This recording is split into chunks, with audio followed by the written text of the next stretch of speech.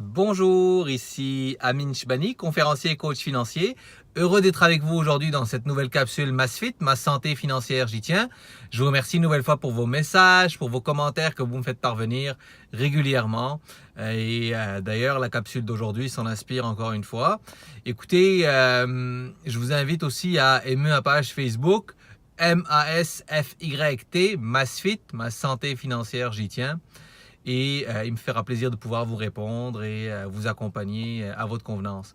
Écoutez, aujourd'hui, je vous parle d'un syndrome que je vais appeler syndrome, parce que c'est vraiment une réalité, FOMO. Vous en avez peut-être déjà entendu parler.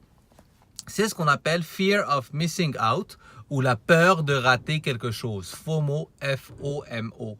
C'est depuis plusieurs, je vous dirais, semaines, mois que je lis régulièrement des articles là-dessus. Et en fait, je me rends compte que plusieurs des employés qu'on coach vivent ce syndrome-là. Et c'est une réalité qui est très présente. Laissez-moi vous expliquer c'est quoi.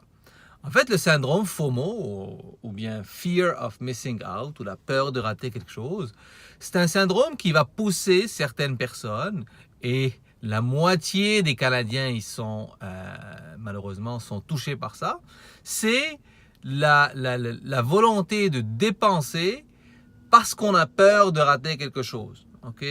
Ou la volonté de dépenser parce qu'on se dit cette situation-là ne se représentera pas. C'est moi vous donner un exemple concret. Les rabais que vous voyez dans les magasins, le fait que les taux hypothécaires soient bas, le fait de vous dire que vous êtes jeune et si vous ne le faites pas aujourd'hui, vous n'allez pas pouvoir le faire demain. Aujourd'hui, vous pouvez le faire et demain matin, c'est une situation qui ne se représentera peut-être jamais et donc vous le faites. Je ne vous dis pas qu'il faut dire non à tout, bien sûr. Mais l'idée derrière ça, c'est de se dire que oui, il y a des situations où est-ce que plusieurs personnes vont dépenser, pas parce qu'elles ont nécessairement envie de le faire, mais parce qu'elles peuvent être influencées par quoi? Par leurs amis, par le fait d'avoir simplement peur de dire non, par aussi le fait de se dire aujourd'hui je peux le faire, pourquoi je vais laisser ça à demain? En fait, le problème il est où? Le défi chez la majorité des gens, c'est quoi? C'est que 50% des gens vont être influencés par quoi? Par les réseaux sociaux. Et 63% des gens, en fait, vont même s'endetter à cause de ce FOMO, à cause de ce Fear of Missing Out. Je ne vous dis pas de ne pas profiter, je vous dis juste de faire attention à ne pas s'endetter. Et je comprends parfaitement les gens qui vont le faire parce qu'ils vont dire moi je veux pas me sentir exclu de mon groupe, moi je veux pas me sentir jugé, donc je vais le faire. Mais soyez honnête avec vous-même et laissez-moi vous donner des trucs. Première des choses, assurez-vous d'avoir un budget pour cette partie-là. Puis là, on pourra le regarder ensemble, bien sûr, si ça vous intéresse, par l'intermédiaire de nos coachings financiers. Mais l'idée, c'est d'avoir un montant qui va servir à cette dépense qui peut être imprévue. Parce que oui, ça peut être agréable parfois de le faire, mais assurez-vous d'avoir un budget pour ça. Donc ça, c'est numéro 1. Deuxièmement, est-ce que ça cadre avec vos objectifs, avec votre plan? On n'y échappe pas, je le répète régulièrement. Mais le point, il est là.